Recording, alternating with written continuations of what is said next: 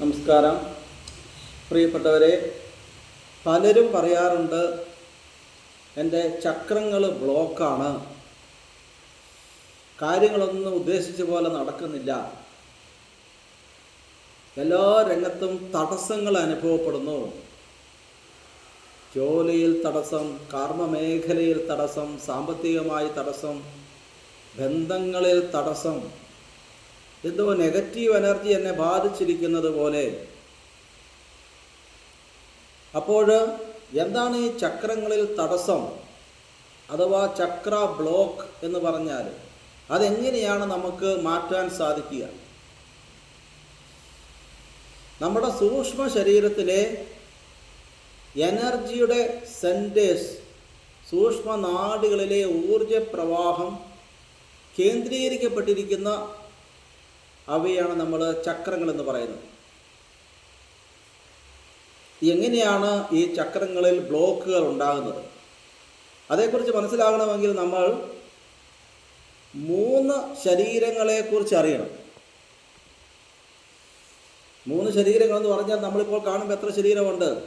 ഒരു ശരീരമേ ഉള്ളൂ. നമ്മുടെ ഈ ഫിസിക്കൽ ബോഡിയാണ് നമ്മൾ കാണുന്നത്. പക്ഷേ ഈ ഫിസിക്കൽ ബോഡിയുടെ ഉള്ളിൽ ഒരു സൂക്ഷ്മ ശരീരമുണ്ട്, ആസ്ട്രൽ ബോഡി അഥവാ ബയോപ്ലാസ്മിക് ബോഡി, എനർജി ബോഡി എന്നൊക്കെ പറയും. അതിൻ്റെ ഉള്ളിലൊരു കാരണ ശരീരം അഥവാ അതിസൂക്ഷ്മ ശരീരമുണ്ട്, കാഷ്വൽ ബോഡി. അപ്പോൾ നമുക്ക് ഉണ്ടാകുന്ന തടസ്സങ്ങൾ ഈ 3 വ്യത്യസ്തമായ സ്വത്വങ്ങളിൽ എവിടെയുമാകാം. അത് നമ്മളുടെ സ്ഥൂല ശരീരത്താകാം, സൂക്ഷ്മ ശരീരത്തിലാകാം, കാരണ ശരീരത്തിലാകാം. കാരണ ശരീരം എന്ന് പറഞ്ഞാൽ നമ്മുടെ ചിത്തം, മൈൻഡുമായി, മനസ്സുമായി ബന്ധപ്പെട്ടതാണ്. അതിൽ തന്നെ നമ്മുടെ ബോധ മനസ്സുണ്ട്, ഉപബോധ മനസ്സ്, സബ് കോൺഷ്യസ് മൈൻഡുണ്ട്, അൺകോൺഷ്യസ് മൈൻഡുണ്ട്. ഈ മനസ്സിൻ്റെ ഏതെങ്കിലും തലങ്ങളിൽ ബ്ലോക്കുകൾ വന്നാൽ, തെറ്റായ പ്രോഗ്രാമിംഗ് നടന്നാൽ അത് നമുക്ക് ചക്ര ബ്ലോക്കുകൾക്ക് ഇടയാക്കും. അതുപോലെ നമ്മുടെ സൂക്ഷ്മ ശരീരത്തിലെ എനർജിയുടെ ഫ്ലോ കറക്റ്റ് അല്ല എങ്കിൽ അത് നമ്മുടെ തന്നെ ആന്തരികമായ നെഗറ്റീവ് എനർജിയുടെ സ്വാധീനം കൊണ്ടാകാം, ബാഹ്യത്തിൽ നിന്നുള്ള നെഗറ്റീവ് എനർജിയുടെ സ്വാധീനം കൊണ്ടാകാം, നമ്മുടെ നെഗറ്റീവായ ചിന്തകൾ കൊണ്ടാകാം. വ്യത്യസ്ത കാരണങ്ങളുണ്ട്. അങ്ങനെ നമുക്ക് സൂക്ഷ്മ ശരീരത്തിലെ ഈ എനർജിയുടെ ഫ്ലോയിൽ, ഊർജ പ്രയാണത്തിൽ തടസ്സങ്ങൾ നേരിടാം. അപ്പോൾ ചക്ര ബ്ലോക്കുകൾ ഉണ്ടാകും. മറ്റൊന്നുള്ളത് സ്ഥൂല ശരീരത്തിലാണ്, നമ്മുടെ ഫിസിക്കൽ ബോഡിയിൽ. സ്ഥൂല ശരീരത്തിലുണ്ടാകുന്ന പ്രശ്നങ്ങൾ രോഗങ്ങൾ കൊണ്ട്, പോഷകാഹാരക്കുറവ് കൊണ്ട് നമുക്ക് തടസ്സങ്ങൾ ഉണ്ടാകാം. അത് നമ്മുടെ എനർജി ബോഡിയെ ബാധിക്കാം.